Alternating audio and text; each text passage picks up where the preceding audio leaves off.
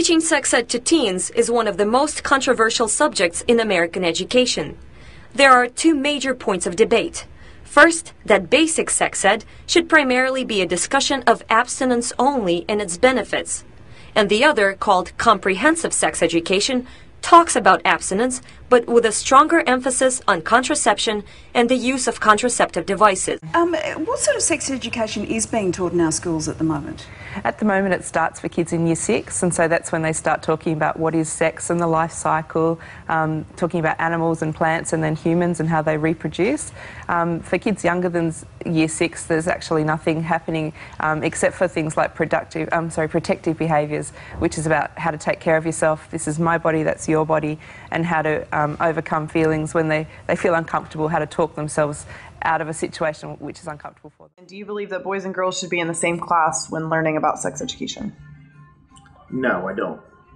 I think it's a very sensitive issue, and it's an embarrassing issue for a lot of kids, all kids actually, and they need to feel comfortable asking questions if they have them.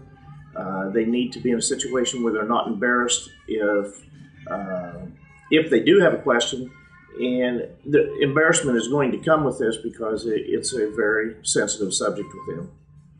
So I don't believe they should be in the same room, and I think that a female should be talking to the girls and that a male should be talking. So at what age should we start, and what sort of information should they be getting?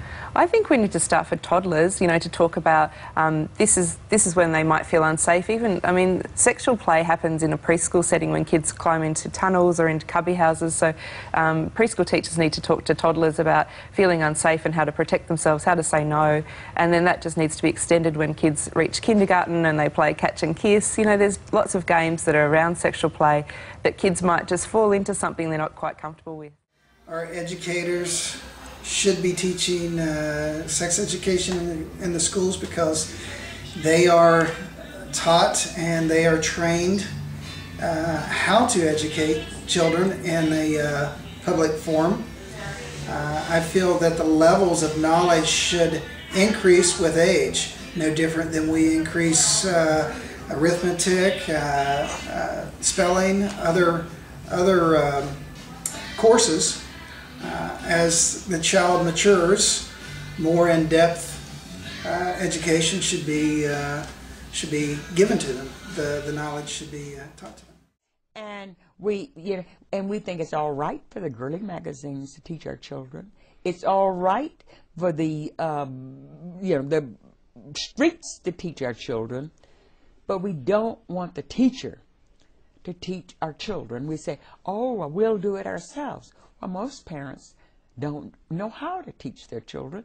Nobody ever taught them. Yes. So they don't really know how. You know, we wouldn't depend on parents to teach children everything they need to know about math, the history, or science. The most important thing they've got is their bodies.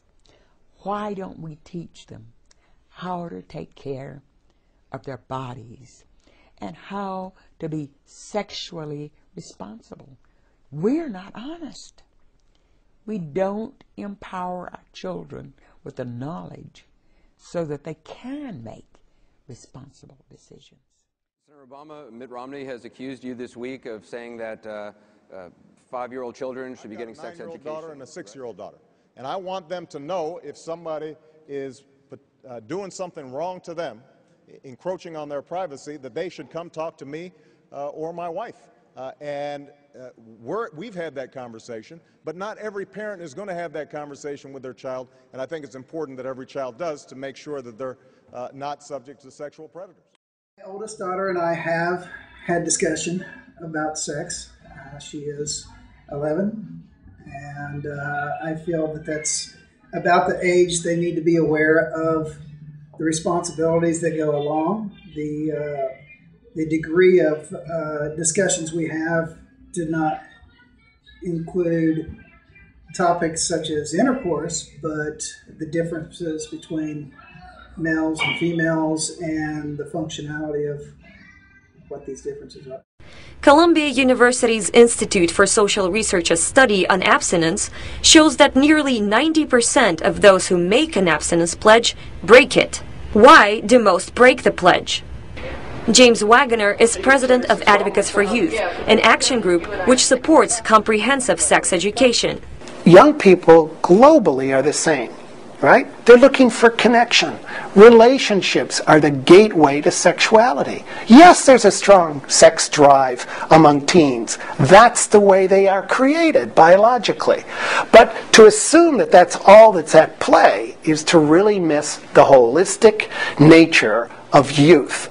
The issue of sex education is an ongoing debate in America, Russia, and many parts of the world.